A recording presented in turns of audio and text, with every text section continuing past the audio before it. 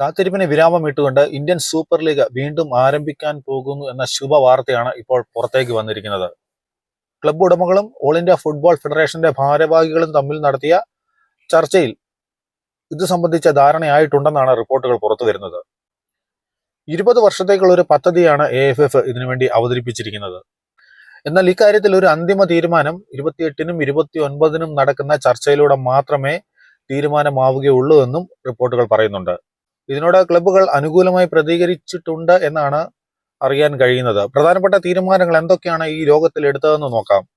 Tournament ഫെബ്രുവരി 5-ന് ആരംഭിക്കുമെന്നാണ് അവർ പറയുന്നത്. നേരത്തെ പരന്ന വാർത്തകൾ പ്രകാരം ക്ലബ്ബുകൾക്ക് ഉടമസ്ഥാവകാശം നൽകുന്ന രീതിയിലാവില്ല സീസൺ നടക്കുക. പഴയതുപോലെ തന്നെ AFFന്റെ പൂർണ്ണ നിയന്ത്രണത്തിലാകും ഇത്തവണയും ലീഗ് നടക്കുക. ഏഷ്യൻ ഫുട്ബോൾ കോൺഫെഡറേഷന്റെ നിയമങ്ങൾക്ക് അടിസ്ഥാനമാക്കിയാവും ലീഗ് നടത്തപ്പെടുക. പുതിയ പദ്ധതി പ്രകാരം ക്ലബ്ബുകൾ ഓരോ വർഷവും 1 കോടി രൂപ വീതം AFFന് നൽകണം. ടൂർണമെന്റിൽ പങ്കെടുക്കുന്നതിന്റെ ഭാഗമായുള്ള തുകയാണിത്.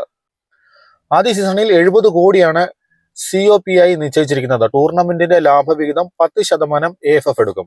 50% ക്ലബ്ബുകൾക്ക് വീതിക്കുമ്പോൾ 30% വരുമാനം കൊമേഴ്ഷ്യൽ പാർട്ട്ണർമാർക്ക് നൽകും. കൊമേഴ്ഷ്യൽ പാർട്ട്ണർ 14 കോടിയും വരുമാനത്തിന്റെ 4%വും AFFന് നൽകണം. AFFന്റെ പദ്ധതി പ്രകാരം കൊമേഴ്ഷ്യൽ പാർട്ട്ണർക്ക് വരുമാനത്തിന്റെ 26%വും AFFന് 14%വുമാകും ലഭിക്കുക.